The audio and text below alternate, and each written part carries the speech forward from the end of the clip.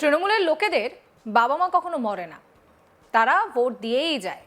যেন ৫৮ লক্ষের নাম বাদ গিয়েছে, অমনি হাড়পাঁজরা বেরিয়ে গিয়েছে। কিচ্ছু করতে পারেনি তৃণমূল। মৃত ভোটার বাদ গিয়েছে। এসআইআরে যে নাম বাদ গিয়েছে তাতে বোঝাই যায় তৃণমূল পুরোটাই ভুয়ো ভোটে যেতে। প্রকাশ্য সভায় রগরগে ভাষণে রাজ্যের শাসক দল তৃণমূল কংগ্রেসকে বেনজির আক্রমণ দিলীপ ঘোষের। বলছেন তৃণমূলের লোকেদের বাবা মায়ের নাকি মৃত্যু হয় না। নদিয়ায় দলীয় জনসভায় বিস্ফোরক দাবি করেছেন বিজেপির দাবাং নেতা দিলীপ ঘোষ।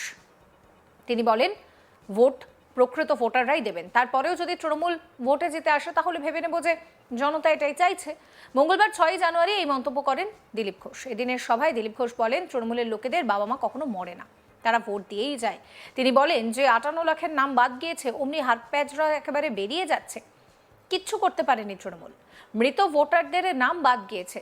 যারা ঢুকে পড়েছিল তারাও ভোটের ফর্ম নিতে আসেনি, নিলেও ফর্ম জমা দেয়নি। বিএলওরা ভালো কাজ করেছেন। তারা চাকরির জন্য কেউ কোনো বেআইনি কাজ করেননি। কল্যাণীতে এক বিএলওর বাড়িতে ভাঙচুর করা হয়েছে। দিলীপ ঘোষ বলছেন, এসআইআরে যে নাম বাদ গিয়েছে তাতে বোঝাই যায় তৃণমূল পুরোটাই ভুয়ো ভোটে যেতে। সিপিএমও তাই করত। কি বলছেন দিলীপ ঘোষ, শোনাবো। আমি আর কি সান্ত্বনা দেবো? কৃষিকে বলে তুমি দুঃখ পেও না, ভোট আসছে তো, ভোটের দিন তুমি বুথের সামনে দাঁড়াবে, পিসে মশাই দেখা পাবে। বলে কি বলিস? বলে হ্যাঁ, ভোট দিতে আসে। পিসে মশাই মরেও প্রত্যেকবার ভোট দেয়, আর টিএমসি নেতাদের মা বাপরা কোনোদিন মরে না, ভোট দিয়েই যায়, দিয়েই যায়। এবার সেটা ছাঁটাই হবে। আর যখন আমরা বলেছিলাম ১-১.৫ কোটি মানুষ ভুয়ো ভোটার বাদ যাবে, চেঁচাচ্ছিলেন দিদিমণিরা। তার ভাইরা কি বলেছিল? যে ভোটার বাদ দেবে বিএলও তার হাত কেটে দেবো। কয়জনের হাত কেটেছে? ১ বছর চুলো কাটতে পারে না। কি বলছিল? বিজেপির লোকেরা গাছে মেনে দেবো। কাকে মেনেছ? কিচ্ছু করতে পারবে না, হাঁটি বাঁধতে পারবে না তোমরা। কেউ কেউ বলছিল কি রক্তগঙ্গা বইয়ে দেবো। কি রক্তগঙ্গা বইবে? চোখে জল বইছে। যে ৫৮ লক্ষ বাদ গেছে, উনি হাড় বাজার বেরিয়ে গেছে। কিচ্ছু করতে পারেনি চোখের সামনে। মৃত ভোটার তো গেছে, অন্য জায়গায় চলে গেছে। যারা ঢুকে পড়েছিল তারাও ভোটারের ফর্ম নিতে আসেনি, ফর্ম নিলে জমা দেয়নি। ৫৮ লক্ষ বাদ গেছে। অনেক ভাবা দেওয়া হয়েছিল, বিএলওদের চমকে ছিল, নাম দিতে হবে। বিএলওরা বলছে পাগল হয়েছে, আমার চাকরিটা ছেলে বউ কি খাবে? তারা কিন্তু কেউ দেয়নি। কল্যাণীতে এক বিএলও করেনি, তার বাড়ি ঘিরে ইট পাথর মারা হয়েছে। কি দেখেছি? টিভিতে দেখতেছি। জোর করা হয়েছে, তাও ৫৮ লক্ষ বাদ গেছে। গাছে না উঠতেই একটা দিন। দিদি বুঝতে পেরেছেন সময় খারাপ। আরো ১০, ২০, ৫০ লক্ষ বাদ যায়, ১ কোটি হলে তো গেল। বিজেপি নিচে চলে যাবে। যে লিডটা পেয়েছে সবই ভূতের ভোটার। তাই দিদিমণি কলকাতা থেকে হাঁটাহাঁটি করে দার্জিলিং গেলে চিৎকার করছেন, এই করবো তাই করবো। সুপ্রিম কোর্টে চলে যাচ্ছেন। খেলার নাম বাবাজি। ভাইপো তো তা না, দিল্লি পর্যন্ত চিৎকার করছেন আর রাস্তায় গড়াগড়ি দিচ্ছেন, এটা করতে দেবো না, ওটা করতে দেবো না। শেষে দেখবেন কেউ শুনছে না। এখানে এসে বলছে, জানেন ইলেকশন কমিশন আমাকে আঙুল দেখিয়েছে। তুমি সকাল বিকাল আমাদের কাঁচকলা দেখাবে, আর তোমাকে আঙুল দেখিয়ে খুব কষ্ট হয়েছে, তার জন্য সভা করে বেড়াচ্ছে। এই দুজন যুব নেতা ১২ বছর সর্বনাশ করলো। একজন তো যুবক থেকে গেল, বিয়ে হলো না, পিএম হলো না, দাড়ি পেকে গেল, যাত্রা করছে। ইলেকশন গুজরাটে, কেরলে গিয়ে যাত্রা করে। বলুন কংগ্রেস কি হবে? মাটি যাবো করে। আর একজন এখন বেরিয়ে পড়েছেন, সভাপতি কাটিয়ে রাস্তায় নেমেছেন, এবার নাকি উল্টে দেবেন, পাল্টে দেবেন। কি করবেন সেটা তো বাংলার মানুষ জানে। তাই এসআইআরই আমরা বুঝেছি, দিদিমণির যে ভবানীপুর থেকে যেতেন, সেখানে ৪৪,০০০ নাম বাদ গেছে। উনি কত ভোটে যেতেন? কেন যেতেন আমরা জানলাম। যে নন্দীগ্রামে গেলেন, ওখানকার লোক কানগুড়ে বাড়ি পাঠিয়ে দিল দিয়ে। ওখানে মাত্র ১০,০০০ মৃত ভোটার ছিল, জিততে পারলেন না।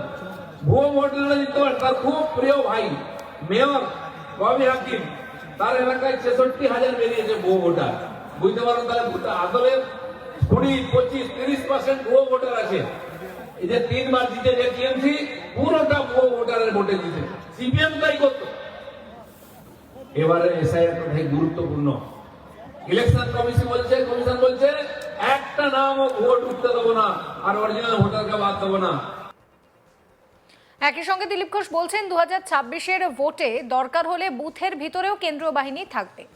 ভুয়ো ভোটার ঢুকবে না, ছাপ্পা ভোট চলবে না। মোদিজিকে বলেছিলেন ভোট চোর, কিন্তু ভোটের রেজাল্ট যখন বেরোলো, বিহারে কংগ্রেসকে খুঁজে পাওয়া গেল না।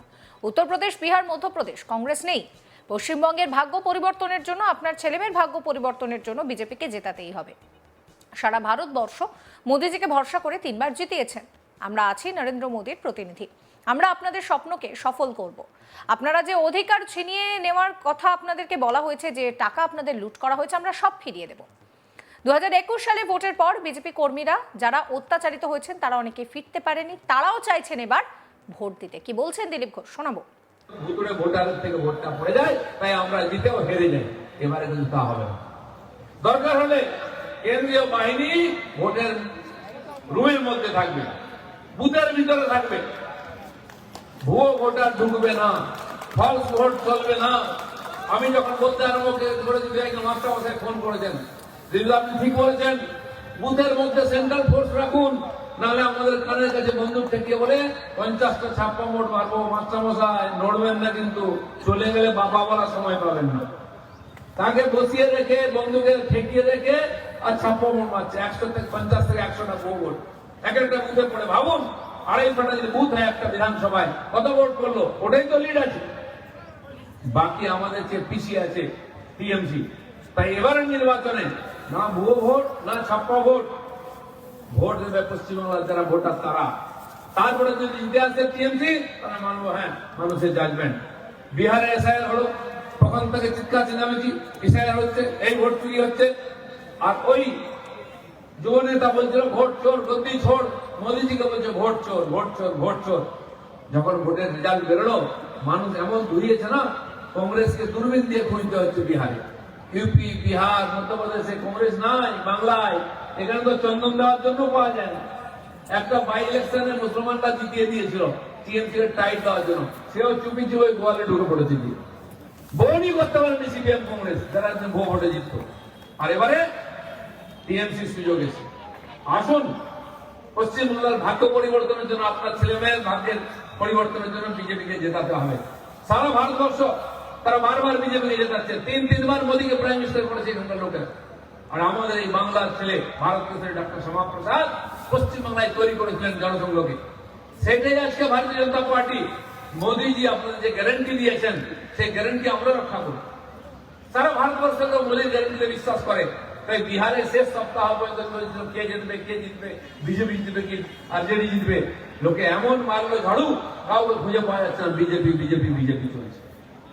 নরেন্দ্র মোদীর প্রতি মানুষের যে শ্রদ্ধা আছে, যে বিশ্বাস আছে, তার কারণ বিজেপি তিনি নেতা। সেই বিজেপি আপনাকে প্রতিশ্রুতি দিচ্ছে। আমরা আছি নরেন্দ্র মোদীর এখানে প্রতিনিধি। আপনার স্বপ্নকে সফল করব। আপনার যে অত্যাচার হচ্ছে, আপনার উপরে যে লুট হচ্ছে, আপনার অধিকার যে ছিনিয়ে নেওয়ার চেষ্টা হচ্ছে, সেটা আমরা ফিরিয়ে দেবো। সমস্ত খবরের আপডেটের জন্য আপনাদের নজর থাকুক আজ তাক বাংলায়। চ্যানেলটিকে সাবস্ক্রাইব করতে ভুলবেন না।